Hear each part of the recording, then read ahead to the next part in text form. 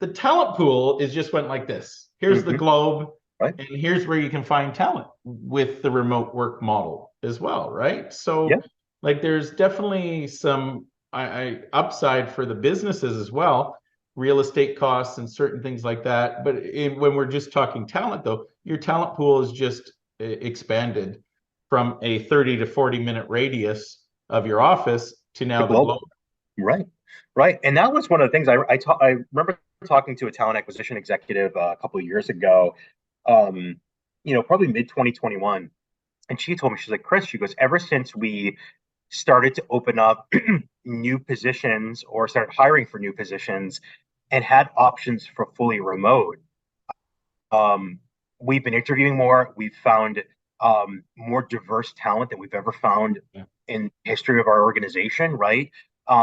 It's not just a skill set thing. It's diverse voices, cultural backgrounds.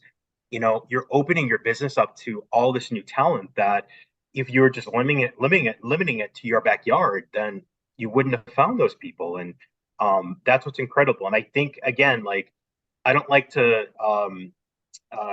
to I can't think of the right word, but like necessarily negotiate on okay, what's better, remote, hybrid, or in person. But if we were to accept some type of happy medium, hybrid is the way to go. It gives people flexibility. It allows for in-person collaboration, and I think again, I call this year. This is a year of great resettling. We're out of an emergency phase of the pandemic. Businesses are starting to get back to normal if they already haven't, and this is the year that they really figure out what's going to work for them permanently. No, it's very good insight. What do you think about the economic cycles? And you've been covering this for many, many years, and Yeah. you've seen a few economic cycles. Hmm. And I often say, what is old is new again, Hmm. in some of the conversations I've had. And it's kind of funny when you start seeing the economic cycles and you see the reactions, and some people are fearful of it, but a lot of the solutions that come up are solutions that were in the last cycle if you look backwards instead of always just looking forwards. So, like, Right. the economic cycles and what they're driving in terms of some of the solutions you're seeing and trends in 2023. Talk to me about that. Yeah. You're right. What is old is new again. Who would have thought back in what 2008, 2009 that we would experience not one more but two more types of recessions, Yeah. right? One caused by a public health crisis, and the other caused by inflation and all the other socio economical factors that are impacting the finances today in the financial world. But I think of 2008, 2009, and I always use this phrase, and I don't mean the Boston-based movie The Perfect Storm. I mean the perfect storm of 2008, 2009, where you had so many businesses lay off so many people, right? I mean, there was such a huge um, business shock, like a shock to the system. And what was interesting about 2008, 2009 was that, certain industries, certain types of businesses were able to, to sort of ease back in faster than others. And when they saw that demand, increase for their products and services, you couldn't get your talent acquisition team to all of a sudden rehire 3,000 roles, right? You turn to contingent talent and non-employee talent. And at the same time, all of those workers that were displaced really found the value and the flexibility in being an independent worker. And so you have these two sides that sort of came together and again, the perfect storm, benefits on both sides. One gets to leverage the best of you for a short period of time without committing long term. And you pretty much get to do the same thing while also expanding your portfolio of work and allowing yourself more flexibility in your personal life and having a work style that's better suited to you as an individual. And so again, what's old is new again. We saw that 3 years ago, right? Huge shock to the system with the pandemic, those first very few scary months. What saved the day, second half of 2020? It was the contingent workforce. Businesses needed to fill shifts quickly, huge increase in contingent talent utilization and LI and manufacturing and those types of businesses, warehouses. Um, you know, uh, so many organizations found that, wow, like the strategic increase in utilization of contingent labor over the years has really bailed us out now. And here's another great stat that we just found a couple of months ago. Over the next 6 months, nearly 70% of businesses expect to increase their utilization of extended talent, right? Yeah. As a direct answer to any recession proofing, any tough economic times. That's the way we worded the question in our survey. What are you doing to recession proof your business? 70% said we're going to increase the utilization of non-employee talent within the next Yeah. 6 months. That's incredible, right? I mean, after all these years, the contingent workforce is still a superhero, right? Yeah. It's so true. Well, and there's always the positivity of it. And there's once again, it's normal now, right? Mhm. Normal for workers to take contract jobs, and it's normal for companies to add flexible workforce to their planning, right? It gives them the flexibility to weather through things without that longer term commitment Mhm. as well. So it's really cool. So we talked about what's old that's new again, and looking back a little bit. Let's look forward. Like um, it's an incredibly exciting time in the future work and talking about what talent's going to look like, especially when you add the technology layers into not only helping manage that, but also potentially doing the work for us, Right. right? When we're talking about AI and robotics and things like that, like looking forward, what's really and seeing the trends of today and some of the things that are emerging, what's exciting and where do you see things going? Yeah, so I've got two thoughts on this. I mean, let's tackle AI because we can't get through a future work Yeah. conversation without talking about artificial intelligence. Um, I think it's amazing to me that we see the founder of ChatGPT, testifying in front of Congress, right, Yeah. in the United States, about the possible impact of AI. And some politicians are, what is this going to do for jobs, and some are saying, it could be dangerous just for humanity. Think like the Terminator series, right? Skynet. Which I mean, again, I think is, there's always a possibility of anything like that when you speak of AI. But AI should be more exciting. We shouldn't be looking at it Yeah. as this this very scary technology that is going to disrupt humanity. Disruption is a good thing. It's not a bad thing.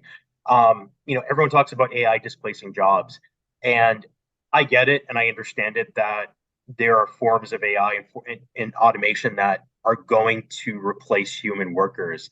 But that's been the case for technology forever, right? Technology replaces some types of Yeah, it creates jobs. efficiencies, and creating efficiencies allows you to do more work with less people. Right. And allows your business to be more strategic and more effective in what it needs to do best to survive, thrive, and compete in a global landscape. But I understand, again, I'm a human. We talk so much about humanity, don't want to be a hypocrite. I get that there is a fear that it's going to displace jobs, and it certainly will. There's no way around that. But I think when we look at it at a macro level, AI is a great disruptor. It will continue to be a great disruptor.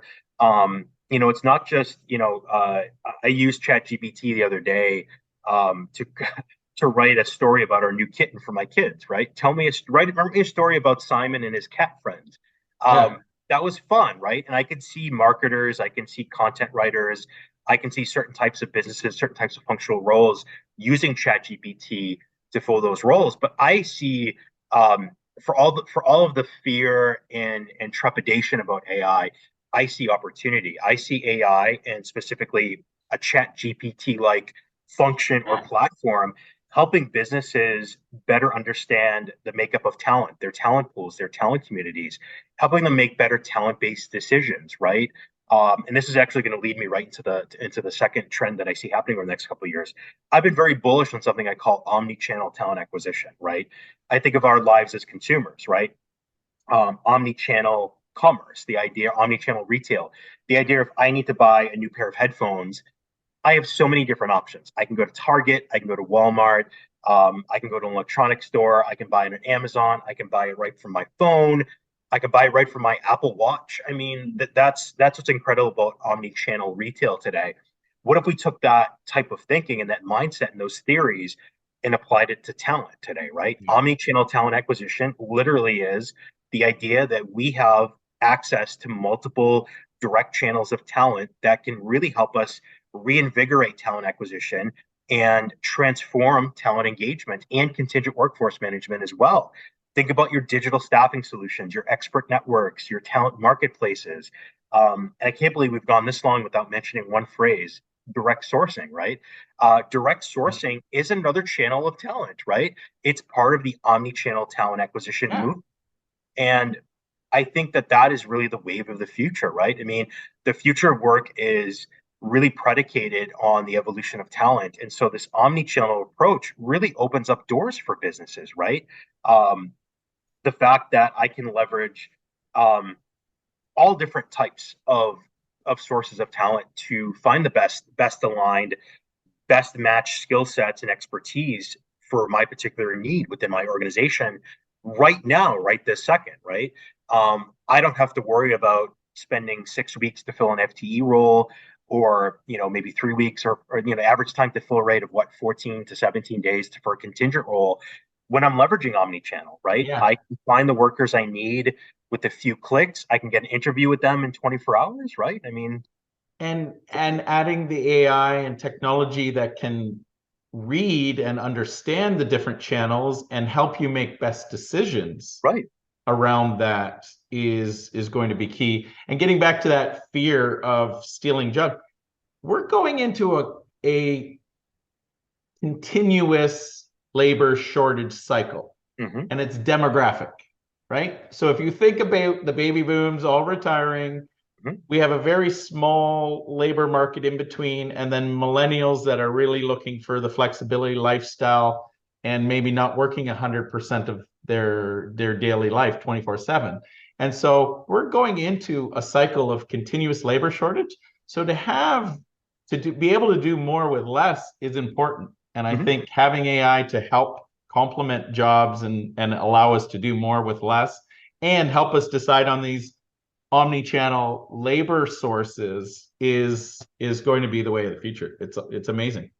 Jeff, you have to watch out. I'm technically a millennial, even though I have a little bit of gray hair. So, don't trash the millennials. I know. Well, Yeah, I have to be nice. That's true. I'm a Gen Xer. you Um, are. so No, I mean, just final point there, Jeff. Right? I yeah, mean, uh, and again, like, it was literally laying in bed with my wife last night, watching the news, and they're showing footage of, I forget the gentleman's name, the founder of ChatGPT's parent company, and it was just, oh my God, like this went from something that was brand new 7, 8 months ago to the cover of Time magazine, and now we're worried that it's going to result in an apocalypse, right? It's crazy, but again, you know, think about it from a business perspective: efficiency, effectiveness. It's going to help out tremendously with, I feel, is the foundation of the future of work, and that's talent.